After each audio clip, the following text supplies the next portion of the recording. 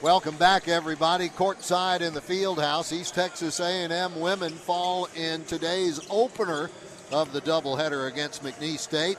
Cowgirls rally in the second half and get by ET 71-64. Snaps a 5-game winning streak for the Lions. The Cowgirls have now won 15 in a row. Coach, that was a tale of two halves for certain. Tell us a little bit of what it looked like from your side of the floor. I thought we were, completely focused.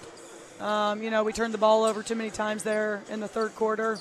Let them get going in transition, which is, part of our game plan was we couldn't turn the ball over as many times as we did. So, that was disappointing, obviously. I think the fight, the character that our kids have to keep fighting even when they went on a run, it shows you what kind of team we have, what type of kids we have. And I thought we played really well today. Obviously, there's some stretches there where our offense and, we just literally gave them the ball. So, those kill you. In the second half, one thing that the Cowgirls did different was they started putting backcourt pressure on your squad. It was tough just to even get over the timeline. Yeah, they pressure. I think we handled it in the first half.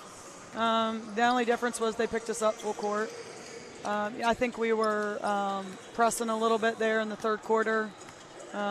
We weren't very patient on offense. Obviously we turned it over, I think, the first 2 or 3 possessions to start the half. So, we have to just stay in the mindset of what got us to where we were, being patient, running our offense, making the easy pass, and then just making the easy play. Tiani Ellison went off in the first quarter, got to the free throw line for 6 in the third, and then ended up with 8 more in the fourth. But, Coach, in the second quarter, they kept her quiet. How? Yeah, I think 2 different things. They did a really good job on her, obviously, putting some pressure on her. But, we got to do a better job of, when our guards are getting pressured, being able to handle the ball and still see what's happening within our offense to be able to throw it in there. So, I thought we did a pretty decent job of getting it to her there late a little bit. But she had a really good day for us. They came out deep on your guards, Coach. You didn't have a lot of looks at three-pointers. I think, just 13 of them today. That's not a really big number when it comes to attempts by ET. No, but we hit 7 of them. Yeah, the thing is, we were getting inside. We scored 24, 26 points in the paint. So, okay. We want to take threes, but we knew what our game plan is going in. We knew we were going to get some open threes, but we didn't want to just chuck them up to put them in transition either. Fair enough. All right, with what's left on the schedule, Coach, the best news is McNeese isn't on it until we get down to Lake Charles and possibly meet up with them down in the Southland Conference Tournament. It's kind of like a pause in your streak. Can you start another one on Monday? Yeah, obviously another quick turnaround with a rescheduled game on Monday. So, we've got to get our heads right.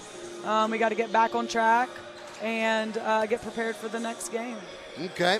Hey, you know what? I think this was for Amaya. She had a couple of turnovers out there, but, Coach, some of the defense we saw her play today was heads up. Yeah, she was really good, super active. That's what we talked about, was being active in the gaps, especially when they head down drive. They pass obviously, but it's a lot of one-on-one. So if we could plug those gaps and get our hands in there, we turned them over a little bit.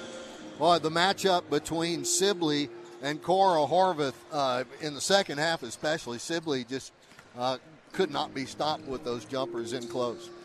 Yeah, they were posting Cora and Nina up. Obviously, it's a little bit of a mismatch for us. We went zone there one possession, gave up a 3. So, we got to figure a little bit of that out. We've been pretty good on guard post defense, but we got to put a little bit more pressure on the ball out here.